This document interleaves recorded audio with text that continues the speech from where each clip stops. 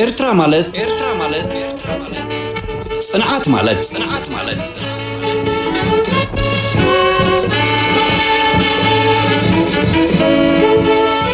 ካልኣይ ክፋል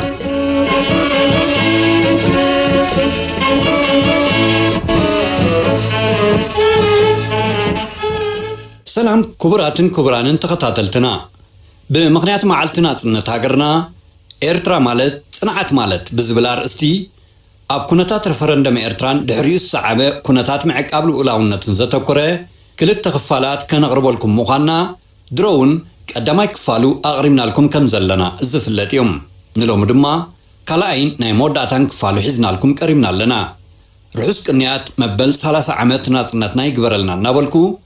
ክሳብ ፍጻመ ትሕሶና ምሳና ክጸንሑ ዝዕድመኩም ኣዳላውን ኣቕራብና እዚ መደብ ኤፍረም ግደ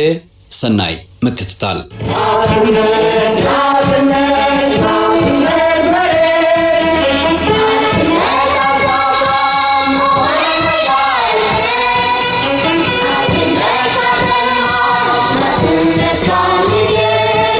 ህዝቢ ኤርትራ ዘይከም ካልኦት ዝበዝሑ ካብ ህዝቢ ኣፍሪቃ ናጽነቱ ኣብ ወርቂ ብያቲ ዘይኮነ ደምን ኣዕጽምትን ከስኪሱ ብቕልጽሙ ሓርነቱ ዝጨበጠ ህዝቢ እዩ ከምዚ ህዝቢ ዝገይሩ ምእንቲ ናጽነቱን መሰሉን ዝተቃለሰ ህዝቢ እንተልዩ ኣዝዩ ውሑድ እዮም ህዝቢ ኤርትራ ካብ 1904 ጀሚሩ ድሌቱ ንናጽነት ብዝተፈላለየ ኣገባብ ዝገለጸን ዝተቃለሰን እኳ እንተኾነ ኩላተን ኣብ ትሕቲ ባዕዳዊ መግዛእቲ ዝነበራ ኣፍሪቃውያን ሃገራት ናጽነተን እናተዋህባ ህዝቢ ኤርትራ ግን አንጻር ድሌቱን ሓቁን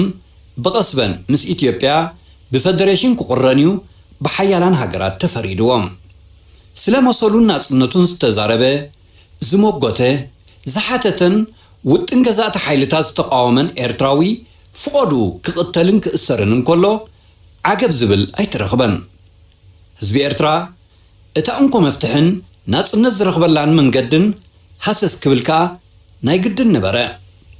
ብረታው ቃልሱ በሐርበኛ እድሪስ ዓዋተ ኣብ ሓደ መስከረም 1961 ዓመተ ምህረት ሓደ ይልፈሊሙ እታ ክንዲ ንጣር ቁልዕዝ ነበረት ሓዊ ባርዕ ኮይና ባልባሊላ እዛ ቁልዕ ሓውዚኣ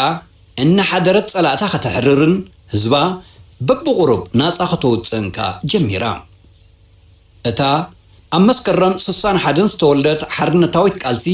በብቁሩብ ስለ ዘጉላዕልዐት መንእሰይ ኤርትራ ናብ ኣኽውሕዝ ጀመረ አንጻር መግዛእቲ ኢትዮጵያ ዓወታት ከተመዝግብ በቂዓ ብፍላይ ውድብ ህዝባዊ ሓይልታት ኣብ 1970 ዓመተ ምህረት ምስ ተወልደ ቃልሲ ህዝቢ ኤርትራ አንጻር መግዛእቲ ብውድብን ኣድማዕና ኣገባብ ይቐጺሎም ውድብ ህዝባዊ ሓይልታት ሓርነት ኤርትራ ድሓር ህዝባዊ ግንባር ሓርነት ኤርትራ ብዝኽተሎ ዝነበረ ቁኑዕን ጽፉፍን መስመር ቃልሲ እቲ ውድብ ክስውድን ከዓብን ብኡ መጠን ድማ ንሓይሊ ጸላኢ ክሕምሽሽን ክኢሉ እዩ እቲ ናብ ህዝባዊ ግንባር ዝውሕዝ ዝነበረ ኤርትራዊ መንእሰይ ምእንቲ ናጽነት ህዝቡን ሃገሩን አንጻር ገዛእቲ ሓይልታት ደማዊ ኩናት ብምክያድ ንህዝቢ ኣለኹልካ ኢልዎም መዘና ዘይብሉ ጅግንነት እናፈጸመ ኣካሉ እናኸፈለን ነታ ዘይትትካእ ህይወቱ በጃ ህዝቡ እናሓለፈን ድማ ነቲ ሕልሚ ጋህዲ ገይርዎም ከጥፍእዎን ዝመፁ ሓሽከት ኣሳከር ጸላኢ ካብኣቶም ብዝመንዙ ዕፅዋር ደምሲሱ ድሕሪ ናይ 30 ዓመታት መሪር ወግኣትን ቃልስን ንኤርትራ ካብ ባርነት ናብ ናጽነት ካብ ጸልማት ድማ ናብ ብርሃን ኣሰጋጊርዋ ነዚ ብርሃን ናጽነት እዚ ንምጉንጻፍ ግን ህዝቢ ኤርትራ ዘይሰገሮ መከራ ዘይተጻወሮ ሕሰም ኣይነበረን እዚ ሓያል ህዝቢ እዚ ብውሕሉል መሪሕነቱ እናተኣልየ ካብ ጸላም መግዛእቲ ናብ ራህዋን ቅሳነትን ዝተሰጋገረ ብቕሉ ማህፀኑ ዝኾኑ ደቁ መዘና ኣልቦ ጅግንነት ብምክያዶምን በጃ ሃገር ብምሕላፎምን እዩ ንናጽነት ኣብ ዝተኻየደ መሪር ቃልሲ ልዕሊ 65,000 ሰማዕታት ኣብ ዓውደ ኩናት በጃ ሃገሮም ሓሊፎም እዮም ድሕሪ ናጽነት بسبب دوب لؤلاونة إرترا تقليل كان مجهز أبستغفت سفحت ورارات ويانا دما داقم لعلي 19,000 بلوتات إرتراوان جاقان حربانياتات تسوي أميم إزدو مايو نناس النتن لؤلاونة إرترا أزي خبر زقورام ድሕሪ ሓርነት ኤርትራ ግዜያዊ መንግስቲ ኤርትራ ከይወዓለ ከይሓደረ ነቲ ብገዛእቲ ስርዓታት ኢትዮጵያ ዝዓነወ ትሕተ ቅርፂ ንምፅጋንን ንምስርሑን ትካላት ወሃብቲ ኣገልግሎት ኣብ ምዕንባብን እዩ ተጓሂዩ ጎድኑ ድማ ነቲ ብቕልፅምና ዝረኸብናዮ ሓርነት ብወግዓውን ሕጋውን መገዲ መኸተምታ ንክገብረሉ ነቐለ ግዜያዊ መንግስቲ ኤርትራ ካብ 1991 ድሕሪ 2 ዓመታት ዝካየድን ነቲ ኣብ 1980 ዓመተ ምህረት ገና ኣብ ቃልሲ እንከሎ ዝኣወጆ ናይ ረፈረንደም መስርሕን ሓደ ካብ ዓበይቲ ዕማማቱ ብምግባር ህዝቢ ኤርትራ ነቲ ብቕልፅሙ ዝጨበጦ ሓርነትን ናጽነትን ብድምፁውን ሕጋውነት ከልግሰሎ ብምባል ካብ 23 ክሳብ 25 ሚያዝያ 1993 ህዝቢ ኣብ ቅድሚ ናይ ግራም ናጻ ተዓዘብትን ወከልቲ ውድብ ሕቡራት ሃገራትን ካልኦት ኣካላት ዓለምናን ረፈረንደም ከም ዝካየድ ገበረ ካብቲ ዘድመፀ ኤርትራው ድማ 99.8 ሚታዊት እወን ናጽነት ብምድማጽ ኤርትራ ናጻን ልኡላዊትን ሃገር ምዃና ዓለም ከም ተኣምን ገበረ ኤርትራ ድማ ተመንዚኣቶ ዝነበረት ክብረት ብደም ዕጽምትን ድምፅን ደቃ ናጽነታ ልኡላውነታን ክብረታን ዳግም ብዝበለጸ ኾሊዓ ማዕረ ዓለማ ተሰሪዓ ድሕሪ ረፈረንደም ኣብ ዝነበራ 4 ዓመታት ማለት ካብ 1993 ክሳብ 1997 ኤርትራ ቁጠባ ኣብ ንቡር ክምለስን መነባብሮ ህዝብና ኣብ ቀርኒ ኣፍሪቃ ዝሓሸ ክበሃል ኣብ ዝኽእል ደረጃ ኩሓኩር ጀሚሩ እዚ ግን ንፈታዊኻ ዝመስል ጸላኢና ወያንን ኣሸቀልቱን ዘቕስን ኣይነበረን እቲ ኣብ መትከል ርእሰ ምርኮሳ ዝተሃንፀ ዕብየት ኤርትራ ከም ሰናይ ኣብነት ምውሳድ ምስነ ሓሳብን ረብሓን ምዕራባውያን ዝሳነብ ዘይምንባሩ ብሰበብ ዶብ ኣብ ልዕሊ ኤርትራ ወራራት ብመገዲ ወያነ ተኸፊትልና ዕላማት ወራር ኣብ ዶብ ጥራሕ ዝሕፀር ብዘይምንባሩ ንኤርትራ ንምግባጥን መንነት ኤርትራውያን ምሕካኽን ስለ ዝነበረ ብቢልዮናት ዶላር ናይ ኣሸቀልቱ ብዙሕ ዘመናዊ ጽዋር ኩናት ነፈርቲ ኩናትን ዕሱባትን ኣዳልዩ ወያነ ንሰለስቲኡ ወራራት ኣካይድዎም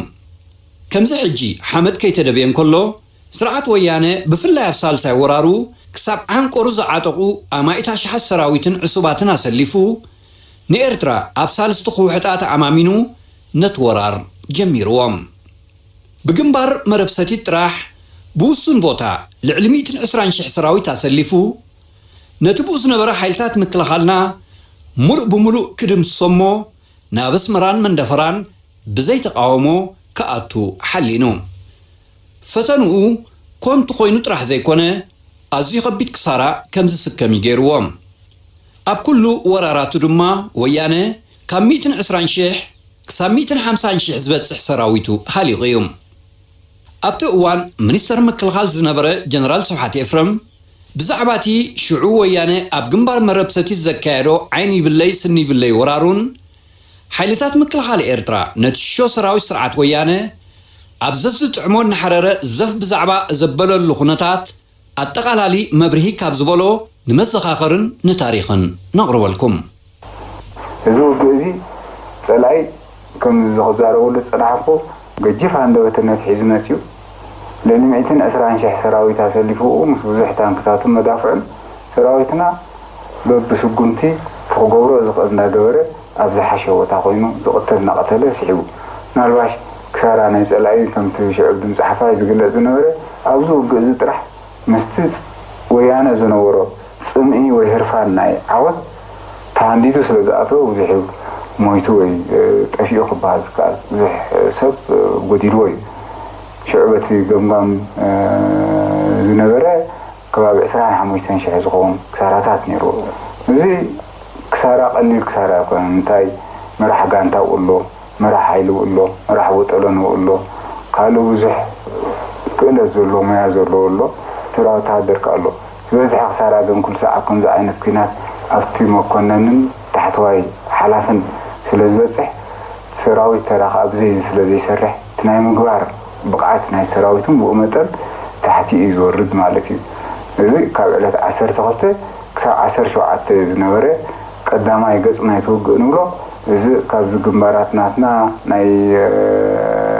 ባእሽላሎ كبابي بارون تستقبر وقيهم مالتي لو قزي نخلتنا وساني نيرو ويانا نحراو تعاويتا نتخال أي قص أو خلا ودي أتمالك نحنا أبزو قدامي قصي مكلبات بزي قدس نمري صدر بصدر الناس واقعنا ننوف وكف مريكا هم في قدم حجي تزارينا بنورنا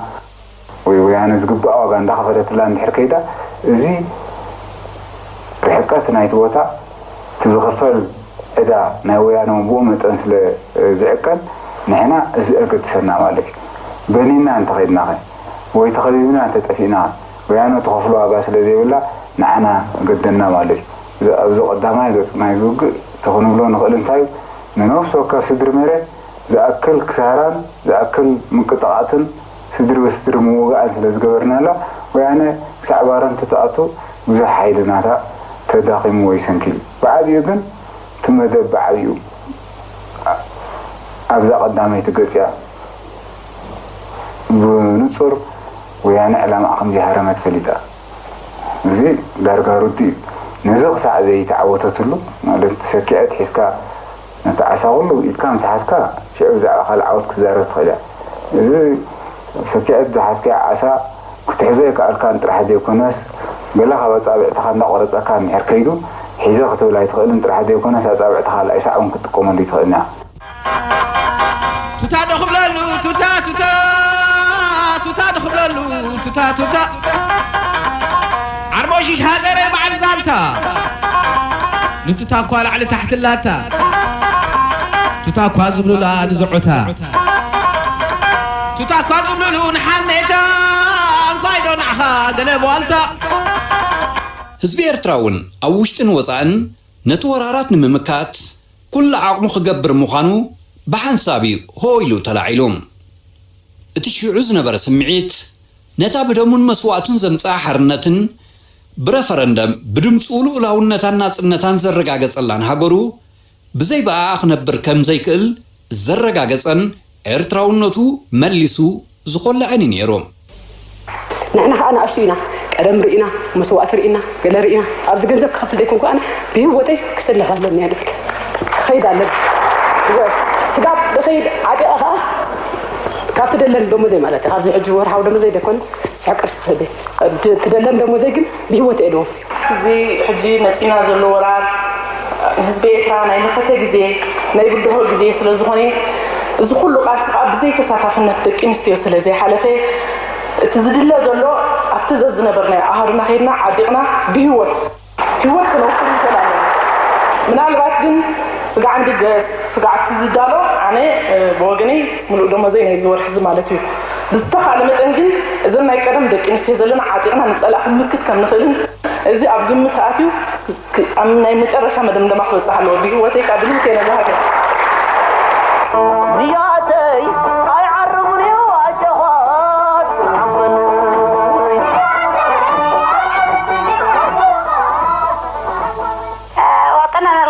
السلام عليكم تحية طيبة إلى أبنائنا الأبطال إلى جيشنا الباسل إلى جبهة الصمود إلى فرساننا الغاليين نحن معكم قلبا وقالبا وندعو لكم من الله العلي القدير سلام نجينا حالتات مكلخال إرترا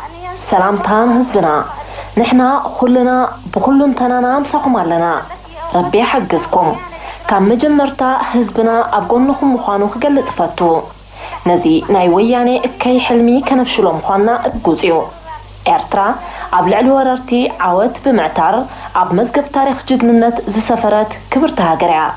عوت نحفاش كبرن مقوسن نسواتنا فاطمة محمد سليمان كاب جدة سعود عرب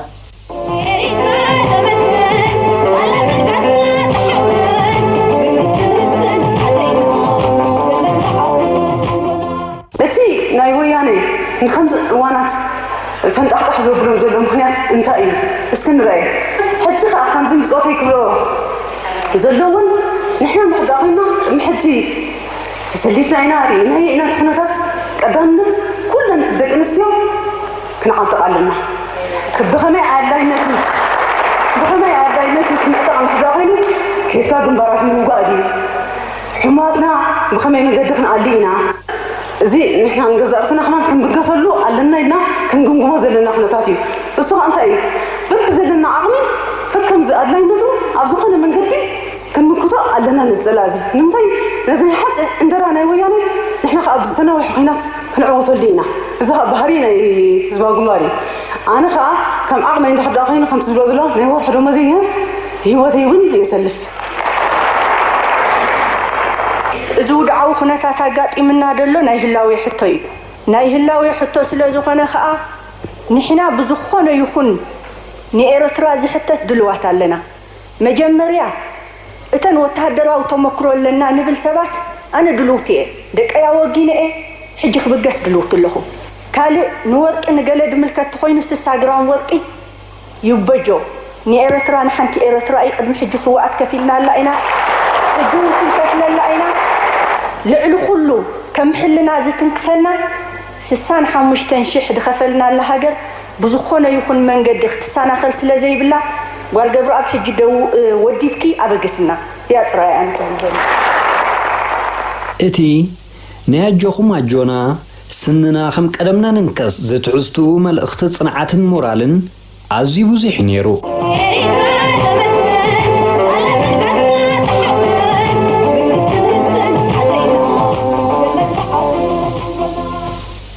أنا يفكر مسكال طبعا كذا كابدين ماركت دوزلهو كتما أوروس ملأختلني نتيجنا حيرتات ممكن خال إرترا كمون نزل إرترا عبد زلنا ديرمارك مالت كلها إرتراوان كل البنام قلبنا المساخون حجهم منهم تبود المجاري لنا أنا هو أدلاين تخوين مساحة متئة دني كفكر مسيحواتي قالي أطور عوضنا حفاش عوضنا نزل إرترا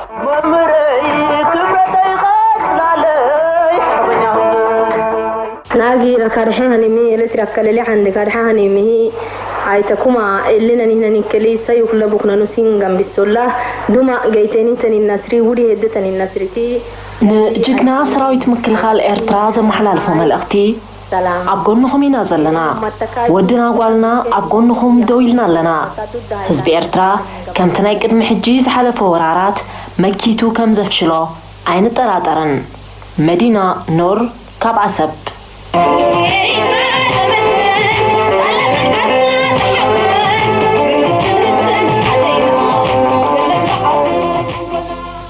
إذا السنكو جيجنا حالتات مكال إرتران حزب إرتران كم قدومن كم بحلن إدم قوانتن بمقان نشيشو سراويت ويانة زفابيلو وراراتو أمكنوو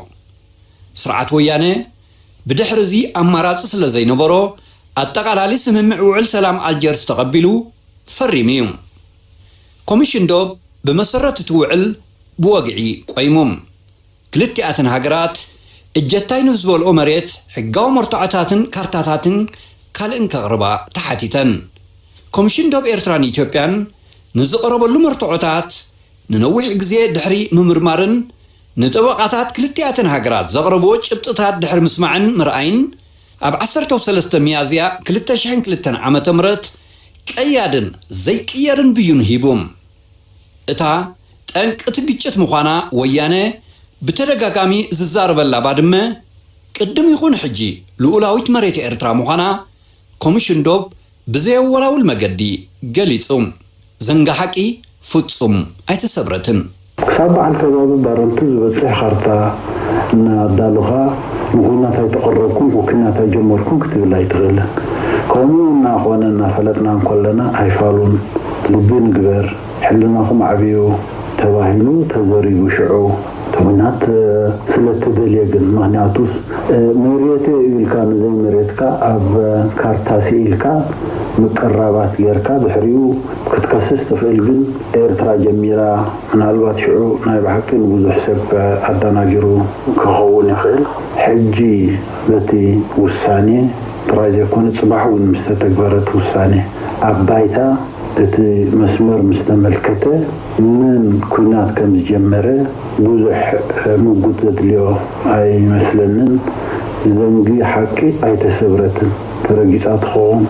تعاطفات خون تلويات خون تعاطفات خون لما أي تسبرت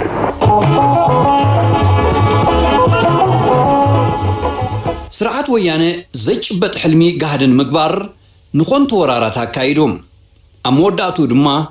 ማይ ዓሚኹ ተሪፉ እንተ ህዝብን መንግስትን ኤርትራን ሓይልታት ምክልኻሉን ግን ምእንቲ ልኡላውነትን ክብርን ሃገሮም በጅ ሓሊፎም ረሃጾምን ዶሞምን አፍሲሶም አዕጽምቶም ከስኪሶም ልኡላውነትን ናጽነትን ሃገሮም አውሒሶምን አኽቢሮምን ልዕሊ ኩሉ ድማ ከምቲ ብመስዋዕትናን ደምናን ሓርነት ኤርትራ ጨቢጥና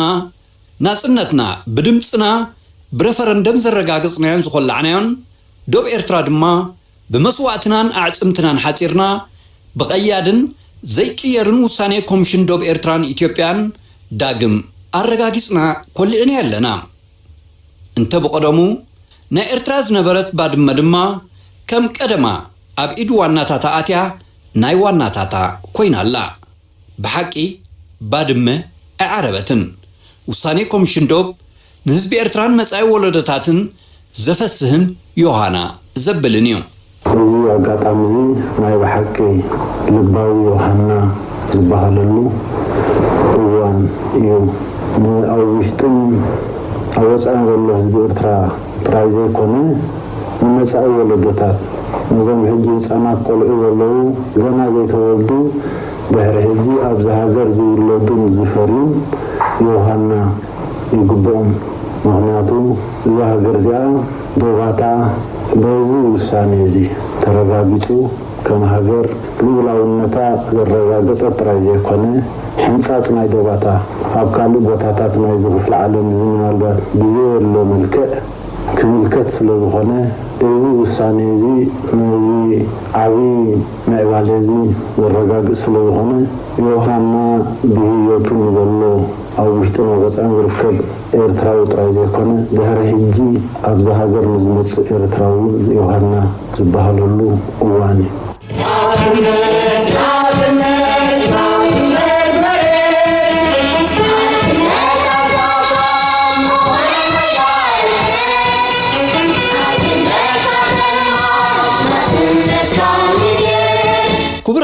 ኩብራንን ተኸታተልትና ኤርትራ ማለት ጽንዓት ማለት ብዝብል ኣብ ክልተ ክፋላት ዘቕርብናልኩም ፍሉይ መደብ ናጽነት ኣብዚ ተፈጺሙሎ ንስኻትኩም ጸናሕኩ ኣዳላውን ኣቕራብን ናይዚ መደብ ኤፍረም ግደ ርሑስ መበል 30 ዓመት በዓል ናጽነትና ይግበረልና እናበልኩ ፋኖኩም ሰላም